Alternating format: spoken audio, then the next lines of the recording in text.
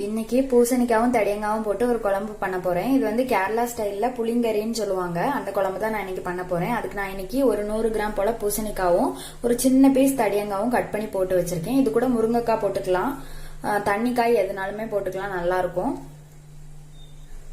தாளிக்கிறதுக்கு கடுகு, வெந்தயம், ஒரு வரமிளகா, கொஞ்சமா கருவேப்பிலை எடுத்து வச்சிருக்கேன்.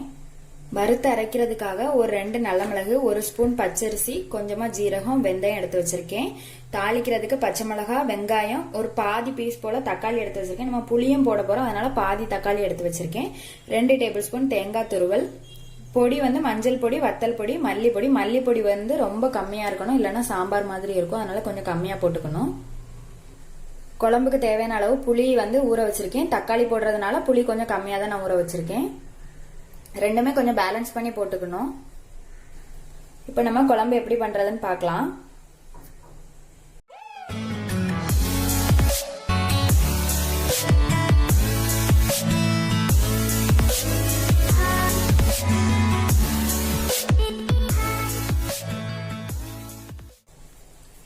ஃபர்ஸ்ட் குக்கர்ல காய் வேக வச்சு எடுத்துக்கலாம். கொஞ்சமா தண்ணி விட்டுருக்கேன். இதுல பூசணிக்காவும் தடியங்காவும் போட்டுக்கலாம்.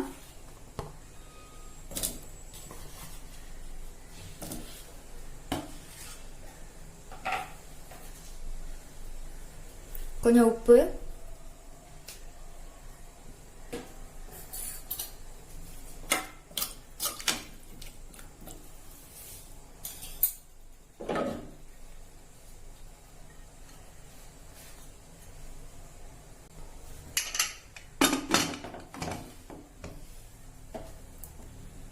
இது வந்து ஹை ஃப்ளேம்ல வச்சிருக்கேன். ஒரு விசில் வச்சு எடுத்துக்கலாம். காய் வேகட்டும், நம்ம அதுக்குள்ள வறுத்துக்கலாம். மண்சட்டி வச்சிருக்கேன். இதுல எண்ணெய் எதுவுமே விடல. வெந்தயம், ஜீரகம், நல்ல மிளகு, கொஞ்சமா அரிசி வச்சிருக்கேன். இதையும் போட்டுக்கலாம்.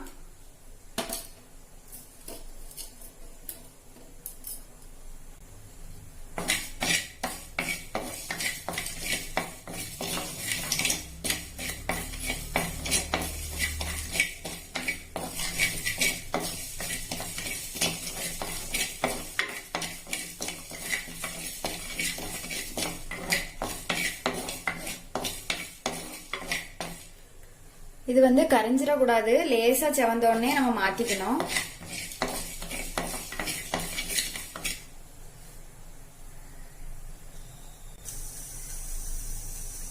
இப்ப இது லேசா வறுத்தாச்சு. இதை வந்து ஜாருக்கு மாத்திக்கலாம். நம்ம வறுத்ததை ஜார்ல போட்டிருக்கேன். இப்ப இது கூட தேங்காய் துருவல் போட்டுக்கலாம்.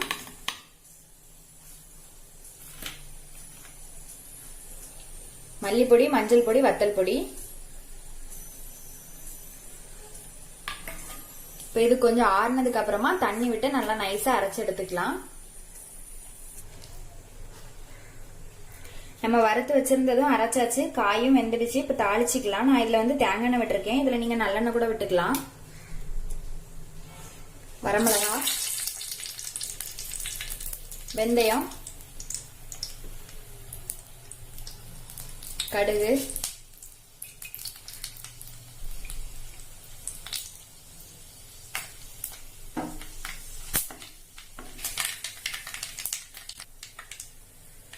இது கூட பச்சை மிளகாய், வெங்காயம், தக்காளி போட்டுக்கலாம்.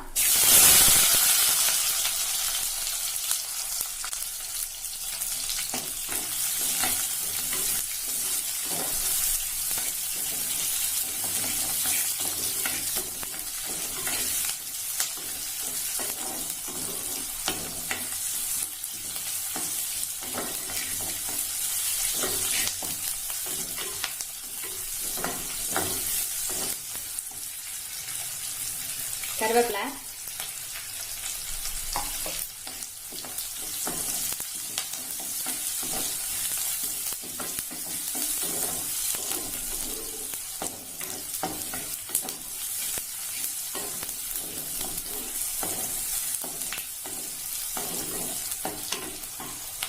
இதெல்லாம் கொஞ்சம் வதங்கட்டும்.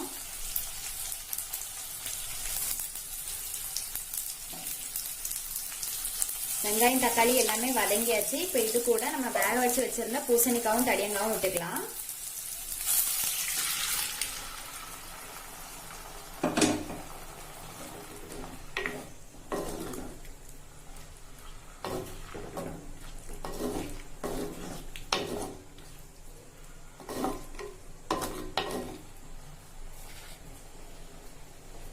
புளி தண்ணி கரைச்சி வச்சிருக்கேன், அதையும் விடுறேன்.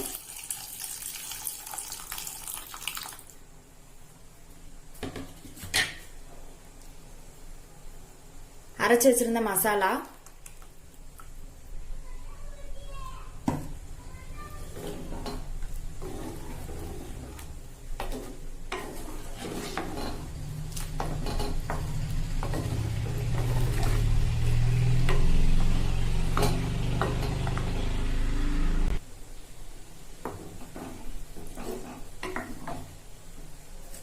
ஜார் அலசி கொஞ்சம் தண்ணி விடுறேன்.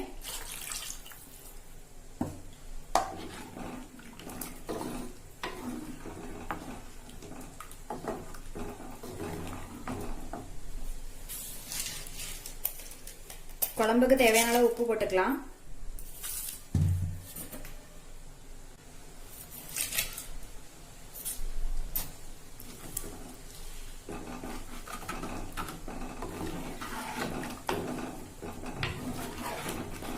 இப்போ இதெல்லாம் சேர்ந்து நல்லா கொதிக்கட்டும்.